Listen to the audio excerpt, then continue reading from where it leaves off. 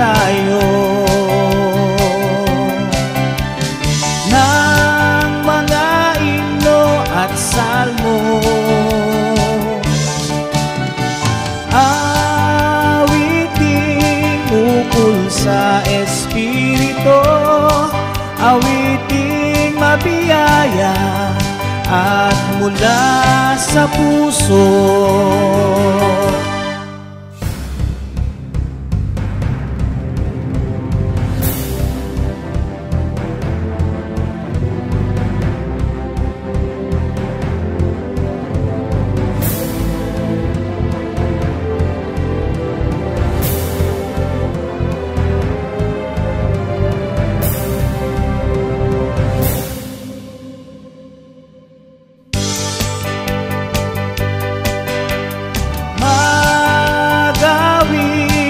Tayo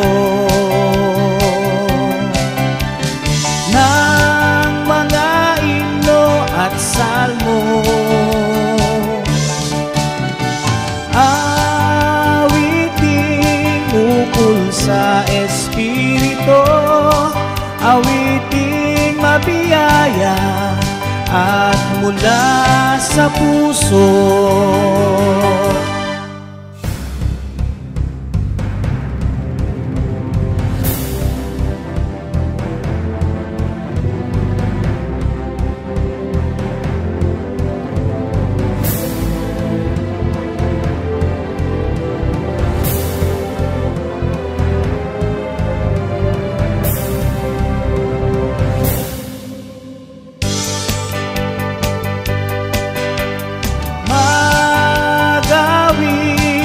Tayo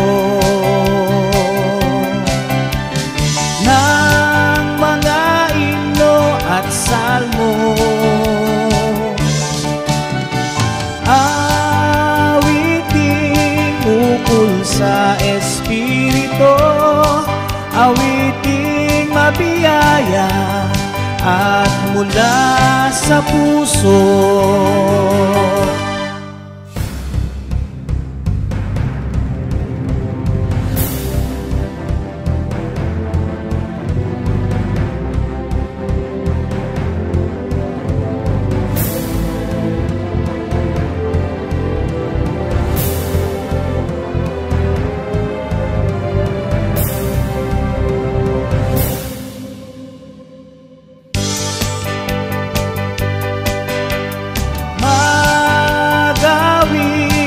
Tayo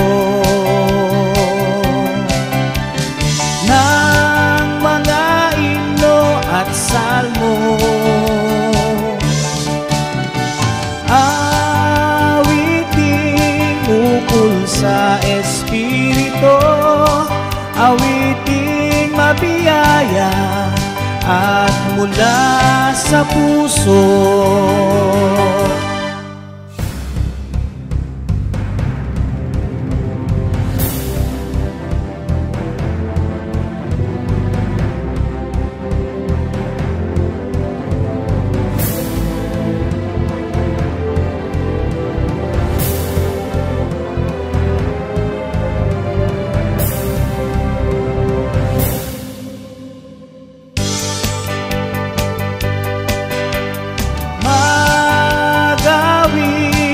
Tayo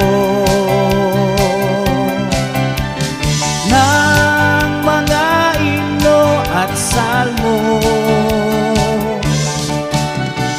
awiting ukol sa Espiritu, awiting mabiyaya at mula sa puso.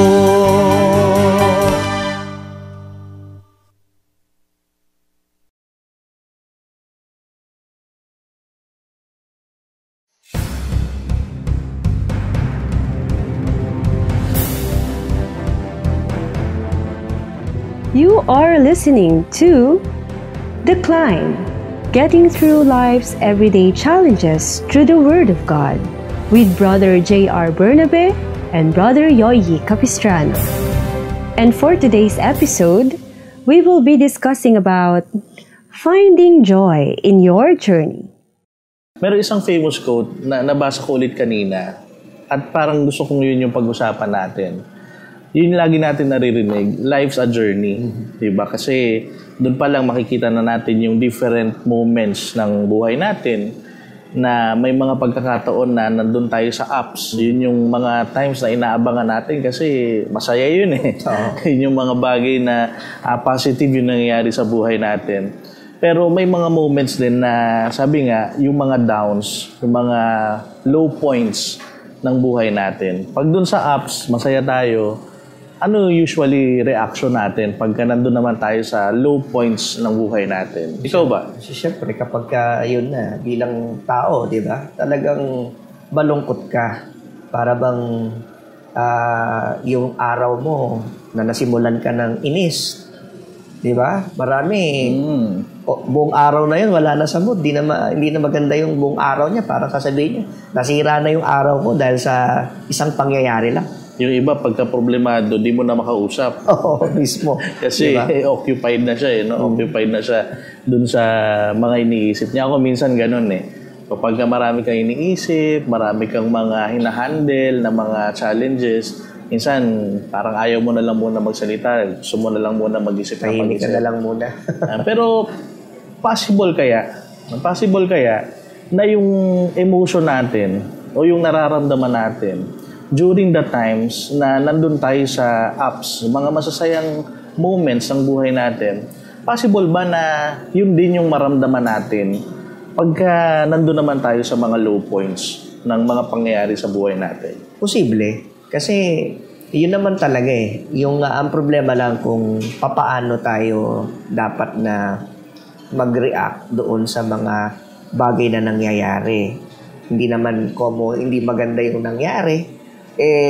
Negatibo na all the way. Buong maghapon mo, pipiliin mo na at magdi-decide ka na magmukmuk ka na lang o kaya hindi na maging maganda totally yung araw mo. Tama kasi. Sabi nga natin kanina, life's a journey. Minsan tayo nasa actual journey. Halimbawa, bumabiyahe tayo, punta tayo sa bakasyon, sabihin natin, pupunta tayo sa beach. Hindi naman smooth minsan eh, di ba? Yung journey natin, may mga times, iba nasisiraan na sasakyan. Na-aksidente. Iba, may na-aksidente. Yung iba, talagang nagbababad ng oras sa traffic. Pero makikita mo iba, kahit na dumadaan sa ganong mga pagkakataon, nakangiti pa rin. Masaya pa din. At diyan kilala ang mga Pilipino. Tama, yung meron tayong spirit na yung happiness laging nandun kahit na may mga bagay na nangyayari, may bagyo, may kalamidad.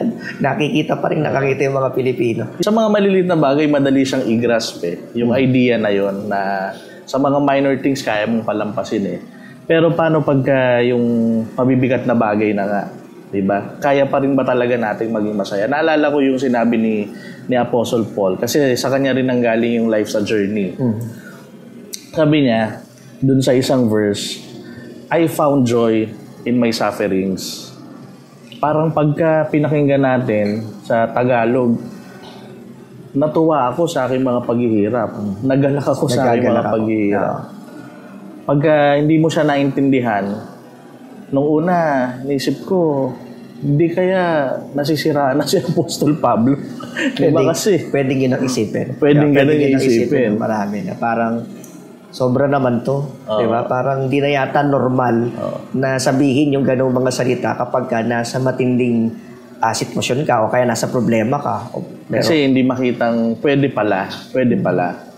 Pero nagawa niya eh. Diba? Nagawa niya. Sabi ni Apostle Paul, I found joy in my sufferings. Pero para magdagdag lang tayo ng konting context dun sa na-experience niya, kung gaano kabigat, ito yung time na nakakulong siya, di ba? Nakakulong siya, hindi siya nakakagawa ng gusto niyang gawin, hindi siya makalabas. In other words, wala siyang freedom. Ito yung mga moments na yan na pagka sa atin, nakita natin at tinignan natin yung sarili natin, parang ang hirap na maging masaya. Pero nakakatuwa lang, no? It's very inspiring na merong nakagawa at posible pala. At yung kwento na nangyari kay Apostol Pablo, makaka-relate tayo. Lalo na sa, siguro, special mention ako dito, no? Tayo dito sa mga OFWs. Batiin natin yung ating pong mga audience po na mga OFW. Mga bayani kung tawagin. Tama. Saka binabati din po natin kahit yung mga relatives. Kasi kasama yun sa sacrifice yung mga asawa, yung mga magulang, pati yung mga anak, anong mga kababayan natin na OFWs. Hello po sa inyong lahat. Hello po. At actually, hindi lang din naman sila eh. Meron din naman tayo kahit na hindi OFWs. Mga nagtatrabaho sa atin dito. Alam mo yun? Agang gumigising. No? Tapos, iwanan yung pamilya. Gabi na minsan, di na nagkikita-kita yung pamilya dahil yung isa tulog na. Siya naman, papasok kinabukasan. Pagising niya, wala na yung isang kasama ng membro ng pamilya. Ang hirap. Diba? So, marami tayo na sabihin na natin, meron tayong everyday na sufferings na pinagdadaanan.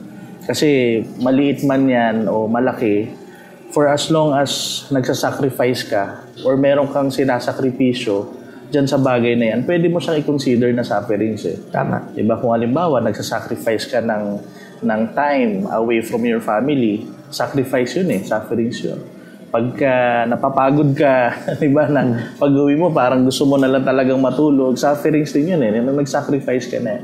Pero nakita ko, isa dun sa malaking sacrifice na naranasan or suffering ni Apostle Paul, na yun din yung, kaya binati natin yung mga OFW na audience natin. Isa sa mga malaking biggest sacrifice na ginawa niya, yung malayo ka na nga, nag-iisa ka pa. Yun ang mahirap. Yun ang mahirap. At yan ang kwento ng karanasan ng mga, naalala mo nung pumunta tayo sa Malaysia. Sa Malaysia. Di ba? Grabe yung mga testimony na mga narinig natin dun sa mga kababayan na na-encounter natin. Ako kasi personally, nagkaroon din ako ng chance, share ko lang na, nagkaroon din ako ng chance na maging OFW. Tama, for a short time. Siguro, ko. kung di ako nagkakamali, 6 months. So, maiksi lang yun. Pero within that short period of time, naranasan ko nakatikim ako ng konti nung tinatawag nga nating homesickness. Yun. Imagine mo, nandun ka sa malayo, mag-isa ka lang, tapos mag-video call or tatawag yung family mo kasi merong may birthday. No, the following week, meron na naman silang gathering. Minsan, parang ayoko na lang sagutin kasi alam ko pagka sinagot ko yung tawag, maiinggit lang ako, malulungkot lang ako. Ka lang. At hindi lang yun kasi talagang yung mga na-encounter nga natin at kwento ng iba't iba nating mga OFWs, yung iba talagang hindi na nga malaya, although may trabaho na, may nakakalungkot. Wala din siyang papel, di ba? Nagiging TNT na lang doon sa abroad dahil doon sa kagustuhang, alam mo na, makatulong para sa pamilya nila. Ako nga, saglit lang paano pa kaya sila na gumugol ng 1 year, 2 years, yung iba nakausap natin, 10 years, more than 10 years na malayo sa family nila. Parang yung iba na hindi nila nakikita talaga yung sitwasyon, parang ang ganda parang ang saya na meron kang kamag-anak na nagtatrabaho sa ibang bansa. Pero yung realidad, pag nandun ka na, iba na. Makikita mo talaga yung sakripisyo. Tama. Nabanggit mo kasi kanina yung lungkot na occasion na nabanggit mo dahil wala ka dito sa Pilipinas, kung nasa abroad ka. Ang matindi yung mga kababayan talaga natin, yung mga nasa abroad mo. Kahit naman yung mga nandito na may pamilya na nasa abroad. Napakahirap din naman. Mahirap. Lalo na yung nasa abroad ka na merong nakakalungkot na namatayan. Yun nga lang magkasakit. Di ba? May nagkasakit. Hindi mo maalagaan yung mahal mo sa buhay. Walang freedom na makauwi para lang. Pero talagang ganun pangyayari. Hindi talaga nakita yung mahal niya sa buhay hanggang sa mailibing. So, napakahirap dalhin nun sa kalooban. So far, puro negative yun na pag-usapan natin. Pero balik ako dun sa point ng conversation natin. Is it possible for someone suffering to experience joy? Posible ba talaga na maging masaya yung isang tao na dumaranas ng mga problema, dumaranas ng mga sakripisyo, yung iba't ibang mga negative? At ang maganda, yung sagot nandun din sa sinabi ni Apostle Paul. Kanina kasi hindi natin binasa ang buo. Pero yung secret, basahin natin buo. Sabi doon, nagagalak ako sa aking paghihirap dahil sa inyo. Ayun. So, doon pa lang, makikita na natin na ang key pala for a person kahit na may mga pinagdadaanan siyang sakripisyo, pero maliwanag sa kanya kung bakit niya ginagawa, kung para kanino niya ginagawa, pwedeng matakpan yung iba't ibang mga lungkot, mapalitan ng satisfaction, mapalitan ng kagalakan yung nararamdaman niya. So, halimbawa, nakikita mo na dahil dun sa sakripisyo mo, nakakain ng masarap yung pamilya mo, nakikita mo na nabibigay mo yung mga pangangailangan nila, nasusuportahan mo sila. Yung lungkot, kaya palang matakpan yun. Nawawala. Nagiging satisfaction, nagiging kagalakan. In other words, you can be happy while suffering if you are suffering for a purpose. At kailangan yung purpose na yun, laging malinaw sa'yo. Tama. Kasi minsan, pag nasa journey tayo, pwedeng sa umpisa, maliwanag sa atin, kaya ako gagawin to kasi para dito. Pero as you go along the way, baka madistract ka na, mawala na sa'yo yung purpose mo. So, dapat clear at constant. Tama. Na nasa puso mo, nasa isip mo, yung purpose ng iyong sakripisyo. Maganda yung punto na yun eh. Kasi, minsan sa sobrang dami na ng trabaho ng mga OFWs at kahit sino, no? Minsan, ginagawa mo na lang siya na nakakalimutan mo na yung purpose. Ang nagiging result, nagiging outcome, lumulungkot ka. Pero ang totoo, alam mo naman kung ano yung purpose. So, pag nakakalimutan, sabi mo nga, be constant. Dapat, para tuloy-tuloy din, na lagi kang masaya sa kabila ng mga paghihirap o mga nararanasan mong sitwasyon sa iba't ibang mga lugar at sa iba't ibang bansa. Kasi may tendency, lalo na pag na-develop mo na yung routine mo sa maghapon, sa umaga, ito gagawin mo, sa tanghali, ganito gagawin mo, sa hapon, sa gabi, ganito gagawin mo. Napakalaki nung tsansa na dahil dun sa dami ng ginagawa mo, dahil dun sa paulit-ulit ng ginagawa mo, nawawala yung dahilan. At napaka-strong ng purpose para sa isang tao. Diba? For you to move forward, for you to be able to overcome yung iba't ibang mga challenges, para tumagal ka sa laban, sabi nga. Kailangan alam mo bakit ka lumalaban. Tama. At natanong ko nga yung naalala ko yung pagpunta natin, pagka nakakapag-share tayo sa mga kababayan natin, lalo na yung mga OFW, sabi ko, bakit nga ba, di naman tayo magkakakilala, pero gusto kong i-summary, no? Sa lahat ng mga nakakapakinig ngayon, gusto ko i-summary, bakit nga ba nagagawa nila yung magsakripisyo, no? Bakit nagagawa nila yung magtrabaho, gawing gabi yung umaga yung gabi. Ako, pwede nating isumaryo kasi sa isang salita eh. Kung bakit nagagawa nila ang lahat ng sakripisyong yan dahil sa nagmamahal. Pagmamahal. Diba? Kapag ka nasa iyo mismo yung pagmamahal na yon, tapos na eh. No? Yung mga pagod na to, nakakalimutan mo na dahil dun sa pagmamahal na yon. Kasi hindi naman nila yun ginawa para sa sarili nilang satisfaction, hindi sa sarili nilang benefit. Para sa iba eh. Para sa mga minamahal nila. Kaya tama, pagka i-summarize nga natin, lahat ng sakripisyo na yon, kung nag-i-start pa lang sila na mag-sacrifice para sa family nila o kung iba na nakakapanood sa atin, medyo may katagalan na yung kanilang pagsasakripisyo. Pareho naman yung dahilan. Yun yung pagmamahal. Ngayon, syempre, dahil malayo sila, di ba? Yun mismo eh. Kahit sabihin mo minsan matagal na sila, minsan ramdam pa rin talaga yung pagiging malayo. Malibang makauwi na, di ba? Mag-for good na dito. Totoo yan. Kasi may mga nakausap tayo doon. Kahit ako personally, may makilala ako. Yung mga kababayan naman natin na napupunta sa ibang bansa, may mga kasama naman sila doon eh. Pero isa yung madalas din na nagiging comment nila, kahit na marami daw silang kasama, may mga pagkakataon, feeling nila mag-isa sila. Yun.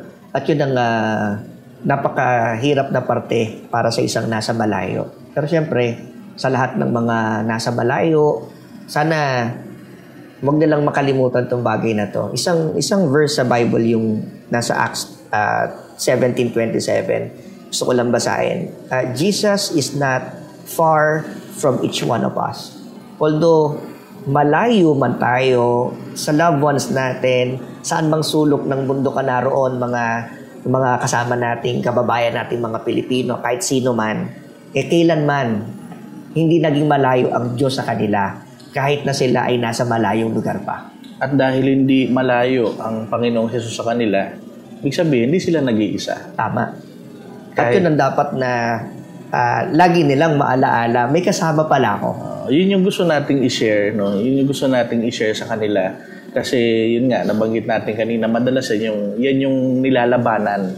Yung feeling na mag-isa, yung homesick, parang walang kasama. Pero ito yung comforting words ng Panginoong Hesus natin. Sabi niya, hindi tayo malalayo sa Kanya eh. Hindi tayo malalayo sa Kanya.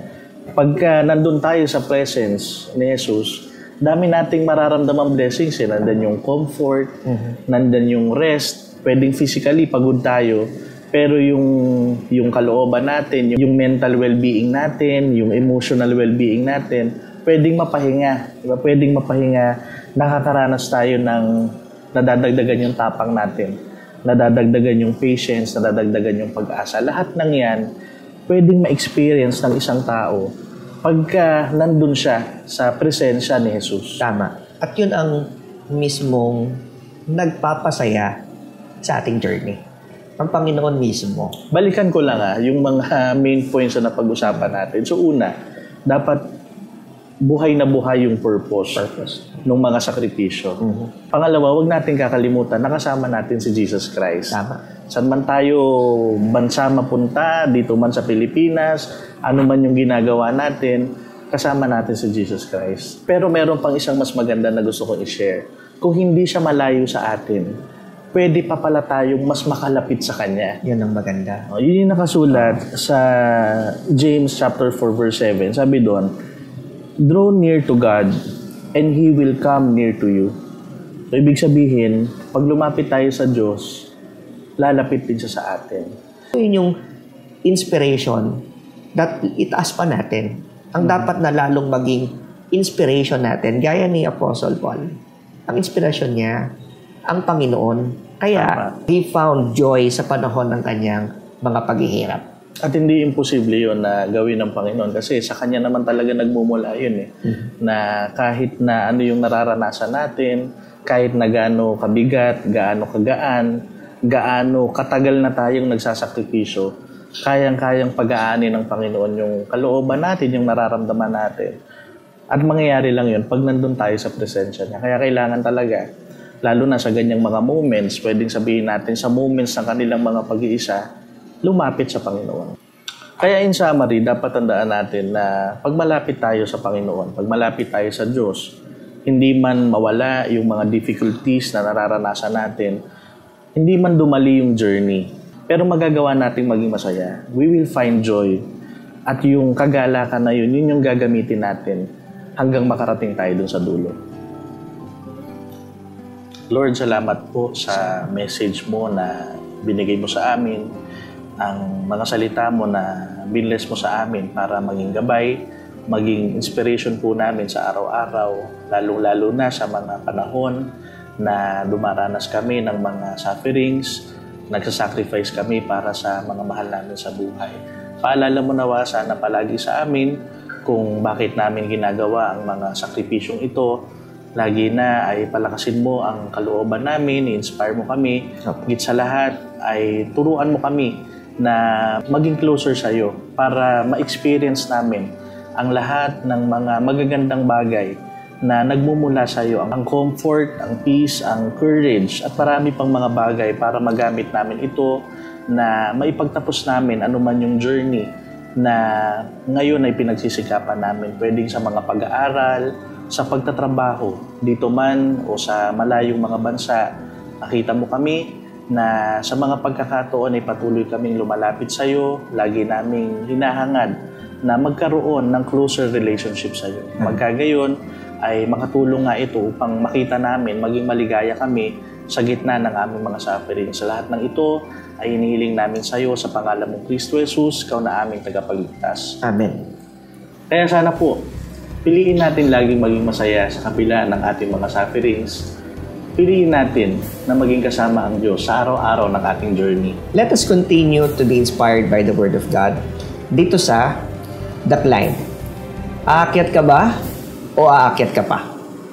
Thank you for being part of our discussion. To know more about us, you may follow our social media pages. On Facebook, search for MHC Media Facebook page. On YouTube, search for the Most Holy Church YouTube channel. Let us continue to be inspired by the Word of God every Sunday, 7 o'clock up to 7:30 in the evening, only here in The Climb.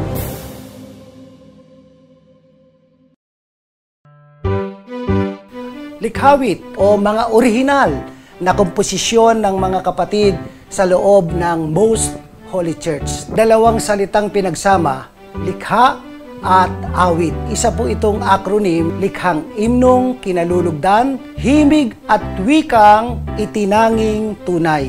Isa po sa napakabisang paraan na itinuturo sa atin na magpaalalahanan at magpatibayan sa pamamagitan po ng mga imno at salmo at mga awiting ukol sa Espiritu. Dahil sa nakitang kapangyarihang taglay nito, ang paggawa po ng likhawit sa kabanal-banalang iglesia ay naging isang mahalagang gampanin na po ito na nagpapasigla at nagpapatibay sa buong iglesia. Kaya isa ng ganap na ministeryo. Mga himno at salmo, awiting ukol sa Espiritu. Likhawit, likhang imnong kinalulugdan, himig at wikang itinanging tunay.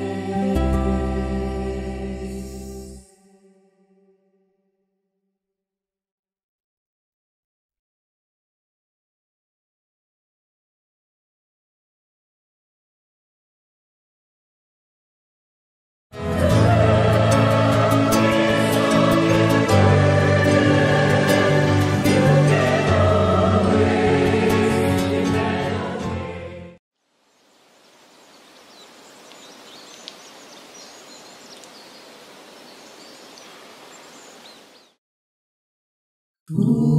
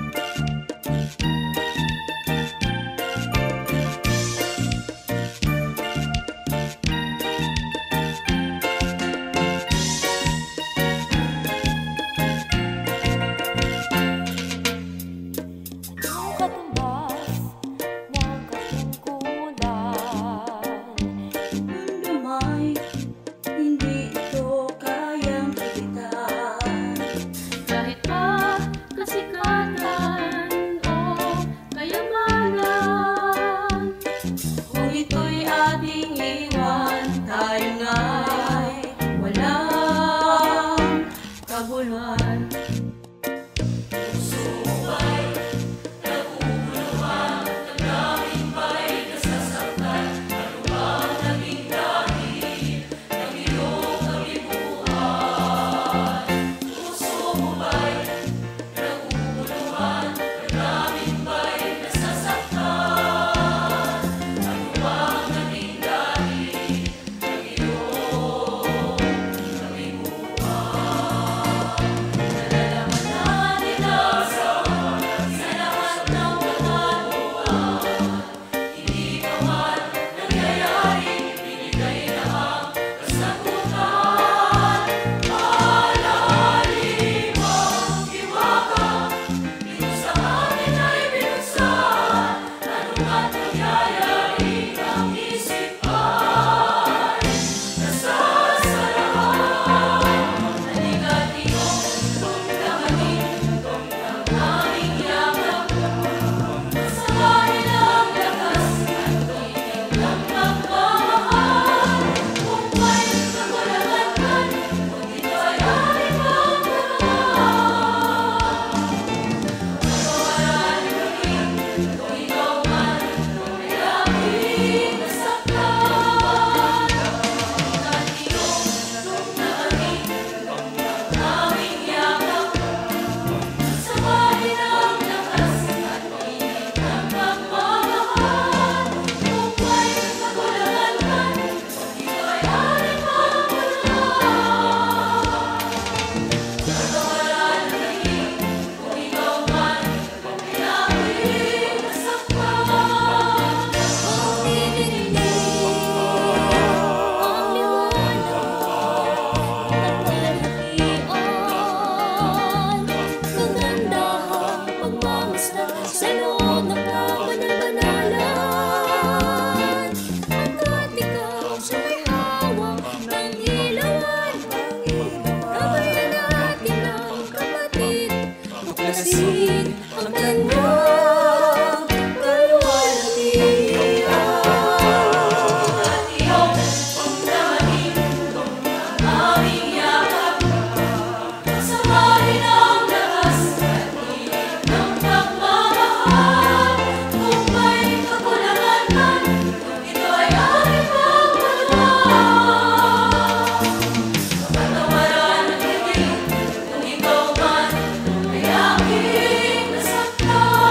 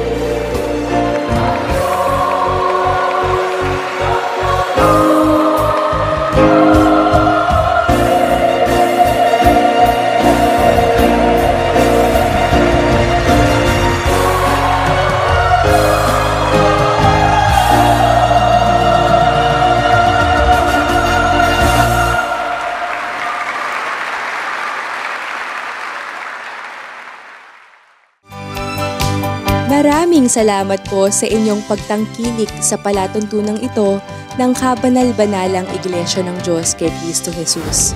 Kung nais po ninyong mapanood ang iba pa naming programa at upang lubos po ninyong makilala ang kabanal-banalang Iglesia ng Diyos kay Kristo Jesus, mag-subscribe sa ating YouTube channel na The Most Holy Church. Bisitahin ang aming Facebook page na MHC Media at bisitahin ang ating official website na www.mostholychurch.com. Maraming salamat po.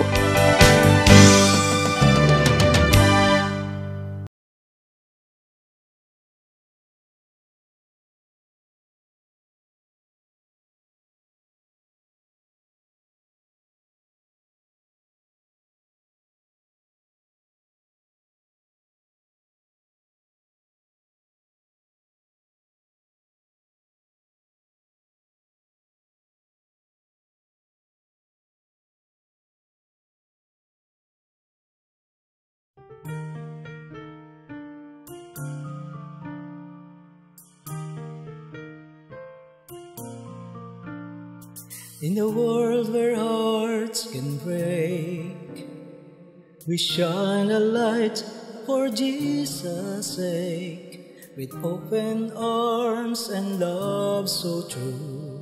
In Christ's name, we care for you. From the lost and weary to the broken soul, we'll offer comfort, making them whole. With acts of kindness and prayers we bear, we show God's love, showing we care.